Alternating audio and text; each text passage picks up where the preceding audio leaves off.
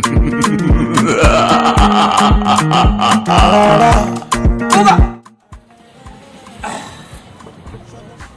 take sallah.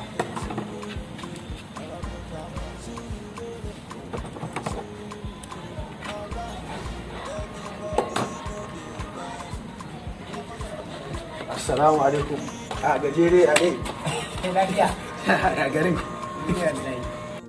To ya wani girki ne ka kawo mana ya? A wannan kaka damu da wannan. Wannan namu ne. Ba zan damu da amma ya wannan kwalliyan fa da ba saba ganin ka da ita ba. Wannan wanka haka. Ai yau Juma'a. Amma yau sallan Idin mu. Ai mu yau muka yi Idi a Kaduna.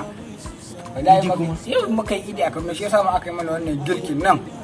Wai an ba mu sallah, yanzu an ba mu dinga yin sallah a masallacin sallah Juma'a lafiya kalau, amma dai aikin banga wai an je farauta da kura, kaga ku ba abin da za a samu. Cinye su zaki. Wato kana nufin sai yau kuka idi kenan saboda yau ne wannan abincin da kuke gani mama na bata taba girkin da ya kai shi daɗi ba saboda murna. Shi wannan din? Ai wannan abincin idan ka ci shi a kafin rayuwanka za ka tabbatar da cewa baka taba cin abinci mai daɗin wannan ba. Ka gane? Wannan shi ba shinkafa ba ne, kuma ba za ka ce mai garin rogo ba. Sannan kai haba, ai ba zan kuranta abincin nan ba, amma dai abincin mama na yana da daɗi. Bai zama ne yawa daɗi a baki ba, amma a wannan abincin ina ji da shi saboda abincin mama na da farko kenan. Shi wannan din kenan. Lallai zan so ko in ci abincin nan kuwa. Dan buɗe mana. Tsaya. Ban gane ka ci ba, ka san menene? Ko menene dai tun da naji wannan abincin da kake gani shi a lokacin da ake dafa shi yaron gidanmu ya yi kashi a gefen tukunya. A cikin gefen tukunya ba cikin tukunya bane ba. Ai baka san me ba. Wurin tashi da ya wuce sai abinci kashi ne taɓa jikin tukunya. Da ya taɓa ai ba cikin gaba ko?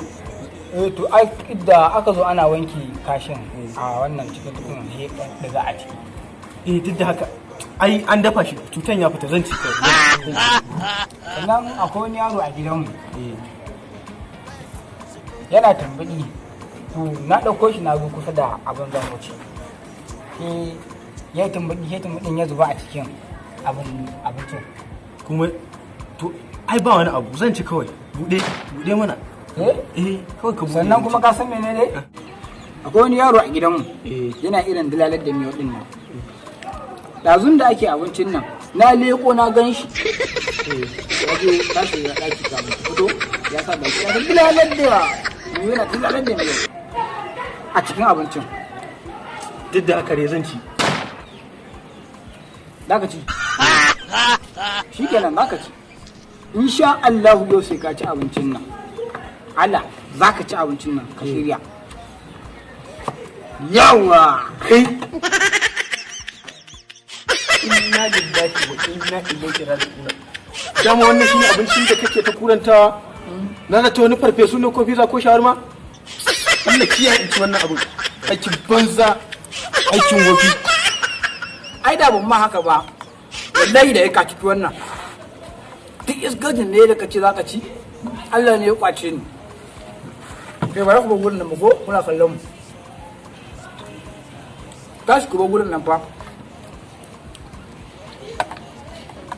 Allah ya zuciya na don jiya kuya mutum tuwo ba sawa wallahi haka gayu suke a waje ba su ce ba sa cin tuwo amma da ka shiga gida malam in ka same su Allah ba za ka gane kansu ba haka suke ba ga yawon uji ni ban cin tuwo